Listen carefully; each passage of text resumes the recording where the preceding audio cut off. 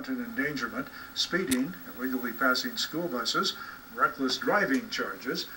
Pursuit started at the intersection of Plum Run Road and 31E and ended with Edwards fleeing on foot from his vehicle from Ashbury onto Caldwell. He's being held under a $50,000 cash-only bond in the Nelson County Jail and is scheduled to be arraigned in circuit court on October 16th. Bardstown Mayor Dick Heaton and City Engineer Larry Hamilton held a press briefing for the local media yesterday afternoon at City Hall concerning next week's administrative conference before the Division of Water in Frankfort and the sequence of events leading up to the shaping of an agreed order between Bardstown and the state. Heaton said the issue of adequacy of sewer collector lines has been around for a while, but his administration, through the hiring of Hamilton last year, was addressing the problem in a serious way.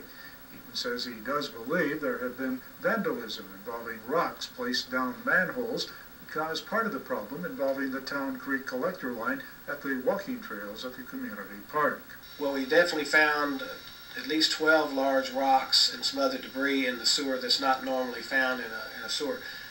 There could have been some infiltration issues from water because it was a large water event at that time, but the blockage that forced that water to fill that manhole and overflow was the result of objects that were placed into the sewer system that don't normally get into a sewer system in the general operation of a sewer system. There was no police investigation into that, I assume. You know, that question came up back then, and you know, my answer then and my answer today is, you know, we're more concentrating on fixing the problem. You know, I guess it would be nice if we could find out who's doing these things, but we're trying to devote our assets and our personnel to, you know, correcting the problem as we are trying to play private eye on vandalism. Hamilton was asked about next week's Friday meeting in Frankfort and some of the frustrations the city has had in dealing with the water quality people. In the complaint that we are responding to, they have listed about 9, 10, 11 different compliance points. And we have submitted for the last several years documentation, one being the sanitary system evaluation survey that's supposed to define your collection system and the needed requirements.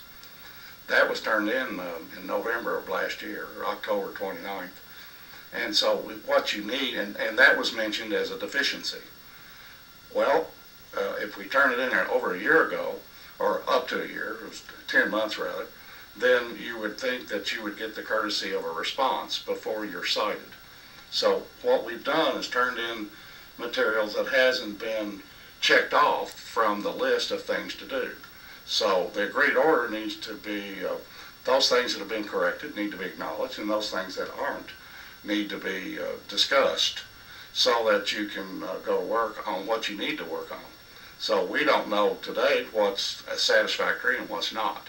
Hamilton went on to say that he did not feel the state would issue sanctions against Bardstown. That would be the cutting off of any new hookups onto sewer lines, but he is expecting a fine, and he hopes to have part of that money offset against public information about operations that would be presented on the city-owned Channel 19.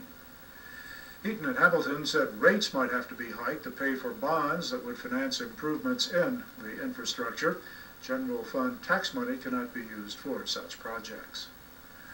Meanwhile, this morning, city workers were using a sewer cam, better known as smell-o-vision, to check for obstructions in the sewer line that runs along North 5th Street near City Hall. The camera being used was an older black and white model.